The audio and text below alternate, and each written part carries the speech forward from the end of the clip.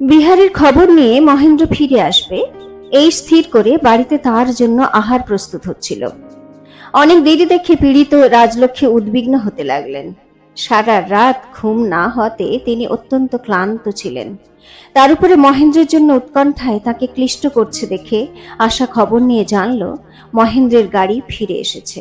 কোচম্যানের কাছে সংবাদ পাওয়া গেল মহেন্দ্র বিহারীর বাড়ি হয়ে পটলডাঙ্গার বাসায় গিয়েছে। শুনে রাজলক্ষ্মী দেয়ালের দিকে পাশ ফিরে স্তব্ধ হয়ে শুলেন। আশা তার শিয়রের কাছে চিত্রার পিতের মতো স্থির হয়ে বসে বাতাস করতে লাগলো। অন্যদিন যথাসময়ে আশাকে খেতে যাবার জন্য রাজলক্ষ্মী আদেশ করতেন, আজ আর কিছু বললেন না। কাল রাত্রে তার কঠিন পীড়া দেখেও মহেন্দ্র যখন বিনোদিনীর মোহে ছুটে গেল, তখন রাজলক্ষ্মীর পক্ষে এই সংসারে প্রশ্ন করবার, চেষ্টা করবার, ইচ্ছা করবার আর কিছুই রইল না। তিনি বুঝেছিলেন বটে যে মহেন্দ্র তাঁর পীড়াকে সামান্য জ্ঞান করেছে। অন্যবার যেমন মাঝে মাঝে রোগ দেখা দিয়ে সেরে গেছে, এবারেও সেরূপ একটা ক্ষণিক উপসর্গ ঘটেছে মনে করে মহেন্দ্র নিশ্চিন্ত আছে। কিন্তু এই আশঙ্কা শূন্য অনুদ্বেগী রাজলক্ষ্মীর কাছে বড় কঠিন বলে মনে হলো। মহেন্দ্র প্রেমোন্মত্ততায় কোনো আশঙ্কাকে, কোনো কর্তব্যকে মনে স্থান দিতে চায় না। তাই সে মাতার কষ্টকে, পীড়াকে এতই লঘু করে দেখছে। পাছে জননীর রোগশয্যায় তাকে আবদ্ধ হয়ে পড়তে হয়, তাই সে এমন নির্লজ্জের মতো একটু অবকাশ পেতেই বিনোদিনীর কাছে পলায়ন করেছে। রোগ আরোগ্যের প্রতি রাজলক্ষ্মীর আর লেশ মাত্র উৎসাহ রইল না। মহেন্দ্রের অনুদ্বেগ যে অমূলক, নিদারুণ অভিমানে, এটাই তিনি প্রমাণ করতে চাইলেন। বেলা 2টার সময় আশা বলল, মা, তোমার ওষুধ খাবার সময় হয়েছে। রাজলক্ষ্মী উত্তর না দিয়ে চুপ করে রইলেন। আশা ওষুধ আনবার জন্য উঠলে তিনি বললেন, ওষুধ দিতে হবে না বৌমা, তুমি যাও। আশা মাতার অভিমান বুঝতে পারল। সে অভিমান সংক্রামক হয়ে তার হৃদয়ের আন্দোলনকে দ্বিগুণ দোলা দিতেই আশা আর থাকতে পারল না। কান্না চাপতে চাপতে ঘুমড়ে কেঁদে উঠল। রাজলক্ষ্মী ধীরে ধীরে আশার দিকে পাশ ফিরে তার হাতের উপরে সকরুণ স্নেহে আস্তে আস্তে হাত বুলাতে লাগলেন। বললেন, বৌমা, তোমার বয়স অল্প, এখনো তোমার সুখের মুখ দেখবার সময় আছে। আমার জন্য তুমি আর চেষ্টা করো না বাছা, আমি তো অনেকদিন বেঁচেছি, আর কি হবে।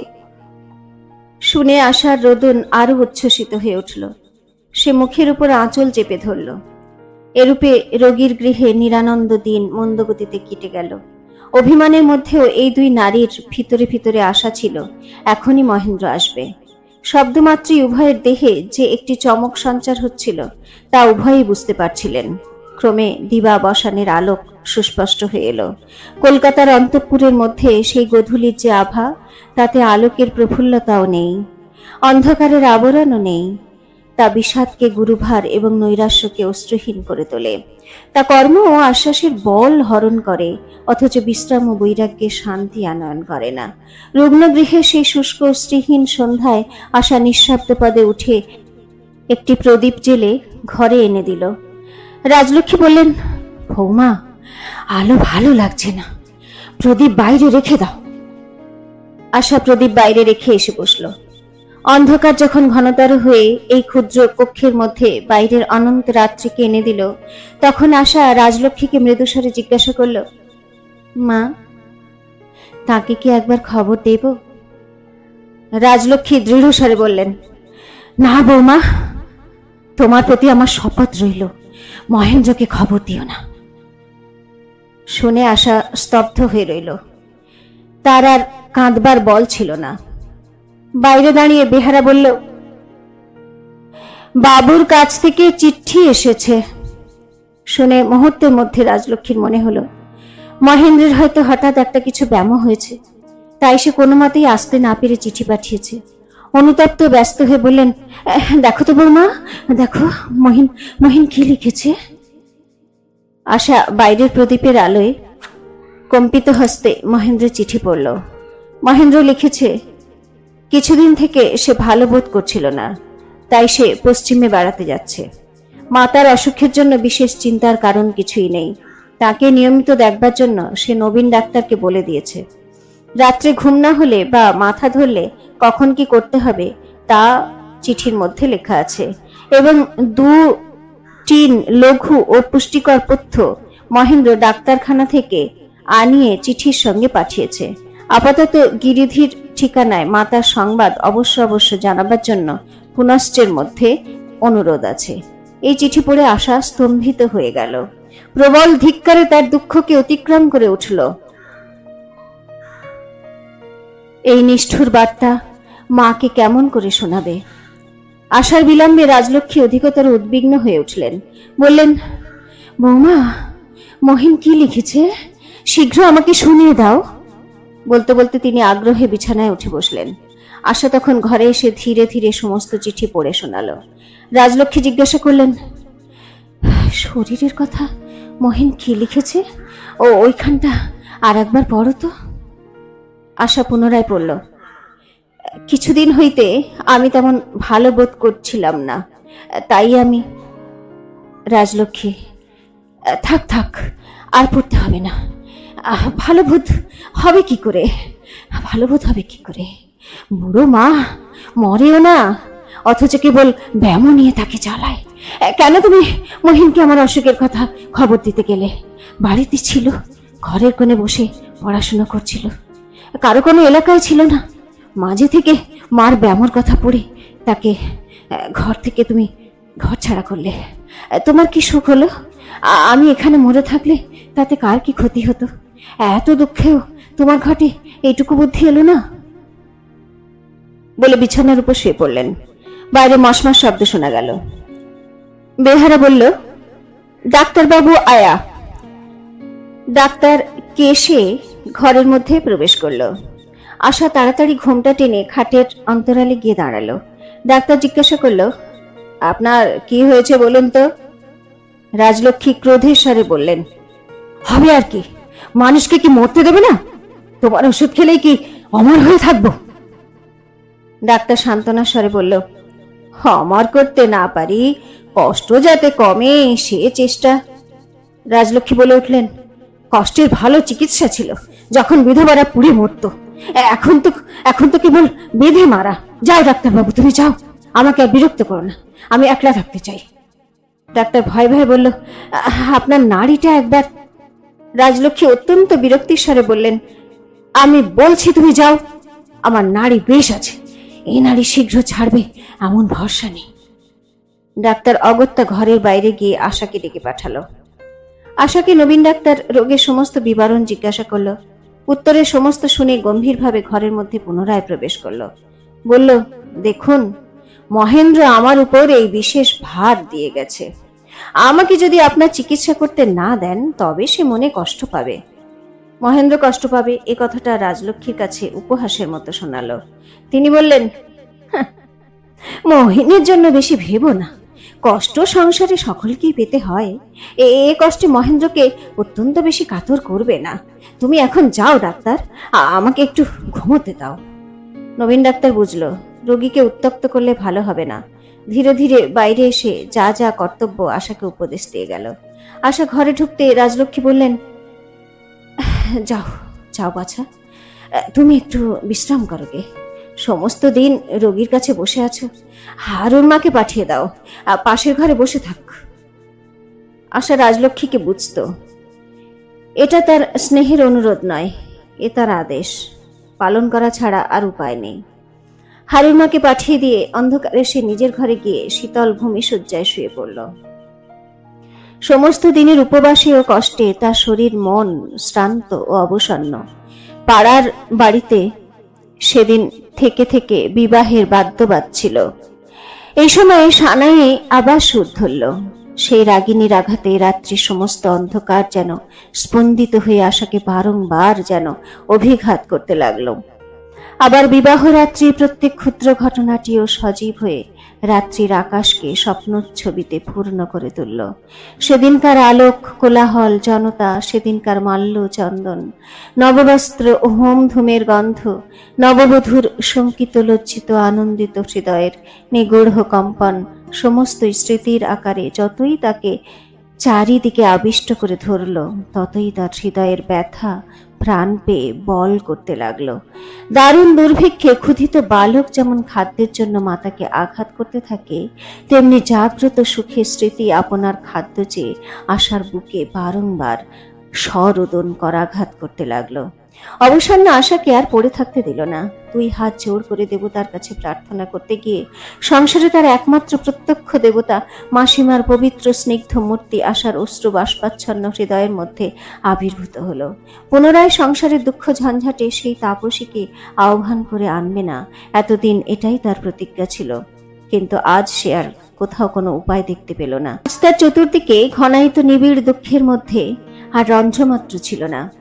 তাই আজ সে ঘরের মধ্যে আলো জেলে কোলের উপর একখানা খাতায় চিঠির কাগজ রেখে ঘন ঘন চোখের জল মুছতে মুছতে চিঠি লিখতে লাগলো। শ্রীচরণ কমলেশু, মাসিমা, তুমি ছাড়া আজ আমার আর কেউ নেই। একবার এসে তোমার কোলের মধ্যে এই দুঃখিনীকে টেনে নাও, নইলে আমি কেমন করে বাঁচব। আর কি লিখবো জানি না। তোমার চরণে আমার শত সহস্র কোটি প্রণাম। তোমার স্নেহের চুনি। অন্নপূর্ণা কাশী থেকে ফিরে এসে অতি ধীরে ধীরে রাজলক্ষ্মীর ঘরে প্রবেশ করে প্রণামপূর্বক তার পায়ের ধুলো মাথায় তুলে নিলেন।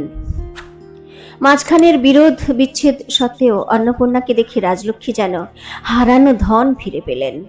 ভিতরে ভিতরে তিনি যে নিজের অলক্ষ্যে অগোচরে অন্নপূর্ণাকে চাইছিলেন, অন্নপূর্ণাকে পেয়ে তা বুঝতে পারলেন।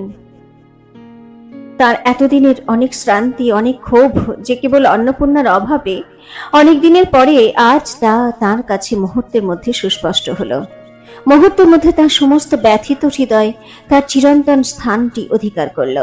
মহেন্দ্রের জন্মের পূর্বেও এই দুটি যা যখন বধূভাবে এই পরিবারের সমস্ত সুখ দুঃখকে বরণ করে নিয়েছিলেন, পূজায়, উৎসবে, শোকে, মৃত্যুতে উভয়ে এই সংসার রথে একত্রে যাত্রা করেছিলেন, তখনকার সেই ঘনিষ্ঠ সখিত্ব রাজলক্ষ্মীর হৃদয়কে আজ মুহূর্তের মধ্যে আচ্ছন্ন করে দিল।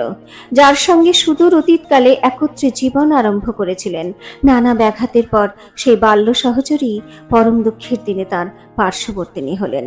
তখনকার সমস্ত সুখ দুঃখের, সমস্ত প্রিয় ঘটনার এই একটিমাত্র শরণাশ্রয় রয়েছে, যার জন্য রাজলক্ষ্মী একেও নিষ্ঠুরভাবে আঘাত করেছিলেন, সেই আজ কোথায়। অন্নপূর্ণা রোগিণীর পাশে বসে তার দক্ষিণ হাত হাতে নিয়ে বললেন, দিদি। রাজলক্ষ্মী বললেন, মেজবউ। বলে আর তার কথা বের হলো না। তার 2 চোখ দিয়ে জল পড়তে লাগলো। আশা এই দৃশ্য দেখে আর থাকতে পারলো না। পাশের ঘরে গিয়ে মাটিতে বসে কাঁদতে লাগলো। রাজলক্ষ্মী বা আশার কাছে অন্নপূর্ণা মহেন্দ্রের সম্বন্ধে কোনো প্রশ্ন পাড়তে সাহস করলেন না। সাধুচরণকে ডেকে জিজ্ঞাসা করলেন, মামা, মহিন কোথায়? তখন সাধুচরণ বিনোদিনী ও মহেন্দ্রের সমস্ত ঘটনা বিবৃত করে বললেন। অন্নপূর্ণা সাধুচরণকে জিজ্ঞাসা করলেন, বিহারীর কি খবর? সাধুচরণ বললেন, অনেকদিন তিনি আসেননি, তার খবর ঠিক বলতে পারি না। অন্নপূর্ণা বললেন, একবার বিহারীর বাড়িতে গিয়ে তার সংবাদ জেনে এসো। সাধুচরণ ফিরে এসে বললেন, তিনি বাড়িতে নেই, বালিতে গঙ্গার ধারে বাগানে গিয়েছেন। অন্নপূর্ণা নবীন ডাক্তারকে ডেকে রোগীর অবস্থা জিজ্ঞাসা করলেন। ডাক্তার বলল, হৃৎপিণ্ডের দুর্বলতার সঙ্গে উদরই দেখা দিয়েছে। মৃত্যু অকস্মাৎ কখন আসবে কিছুই বলা যায় না। সন্ধ্যার সময় রাজলক্ষ্মী রোগীর কষ্ট যখন বেড়ে উঠতে লাগলো, তখন অন্নপূর্ণা জিজ্ঞাসা করলেন, দিদি, একবার নবীন ডাক্তারকে ডাকাই। রাজলক্ষ্মী বললেন, না মেজবউ, নবীন ডাক্তার আমার কিছুই করতে পারবে না। অন্নপূর্ণা বললেন, তবে কাকে তুমি রাখতে চাও বলো। রাজলক্ষ্মী বললেন, একবার বিহারীকে যদি খবর দাও তো ভালো হয়। অন্নপূর্ণার বুকের মধ্যে আঘাত করল। সেদিন দূর প্রবাসী সন্ধ্যাবেলায় তিনি দ্বারের বাইরে থেকে অন্ধকারের মধ্যে বিহারীকে অপমানের সঙ্গে বিদায় করে দিয়েছিলেন। সেই বেদনা তিনি আজ পর্যন্ত ভুলতে পারেননি। বিহারী আর কখনোই তাঁর দ্বারে ফিরে আসবে না। গৃহজীবনে আর যে কখনো সেই অনাদরের প্রতিকার করতে অবসর পাবেন, এ আশা তার মনে ছিল না। অন্নপূর্ণা এবার ছাদের উপর মহেন্দ্রের ঘরে গেলেন। বাড়ির মধ্যে এই ঘরটি ছিল আনন্দ নিকেতন। আজ সে ঘরের কোনো স্ত্রী নেই। বিছানাপত্র বিশৃঙ্খল, সাজসজ্জা অনাদৃত। ছাদের টবে কেউ জল দেয় না, গাছগুলো শুকিয়ে গেছে। মাসিমা ছাদে গিয়েছেন বুঝে আশাও ধীরে ধীরে তার অনুসরণ করল। অন্নপূর্ণা তাকে বুকে টেনে নিয়ে তার মস্তক চুম্বন করলেন। আশা নত হয়ে দুই হাতে তার দু পা ধরে বারবার তার পায়ে মাথা ঠেকালো। বলল, মাসিমা, আমাকে আশীর্বাদ করো, আমাকে বল দাও। মানুষ যে এত কষ্ট সহ্য করতে পারে তা আমি ক্ষণকালে ভাবতেও পারতাম না। মা গো, এমন আর কতদিন সইবে? অন্নপূর্ণা সেইখানেই মাটিতে বসলেন। আশা তার পায়ে মাথা দিয়ে লুটিয়ে পড়ল। অন্নপূর্ণা আশার মাথা কোলের উপর তুলে নিলেন এবং কোনো কথা না বলে নিস্তব্ধভাবে জোর হাত করে দেবতাকে স্মরণ করলেন। অন্নপূর্ণার স্নেহ সিঞ্চিত নিঃশব্দ আশীর্বাদ আশার গভীর হৃদয়ের মধ্যে প্রবেশ করে অনেক দিন পরে শান্তি আনয়ন করল। তার মনে হলো তার অভীষ্ট যেন সিদ্ধপ্রায় হচ্ছে। দেবতা তার মতো মূঢ়কে অবহেলা করতে পারেন, কিন্তু মাসিমার প্রার্থনা অগ্রাহ্য করতে পারেন না। হৃদয়ের মধ্যে আশ্বাস ও বল পেয়ে আশা অনেকক্ষণ পরে দীর্ঘ নিঃশ্বাস ফেলে উঠে বসল। বলল, মাসিমা, বিহারী ঠাকুরপোকে একবার আসতে চিঠি লিখে দাও। অন্নপূর্ণা বললেন, না, চিঠি লেখা হবে না। আশা, তবে তাকে খবর দেবে কি করে? অন্নপূর্ণা বললেন, কাল আমি বিহারীর সঙ্গে নিজে দেখা করতে যাব।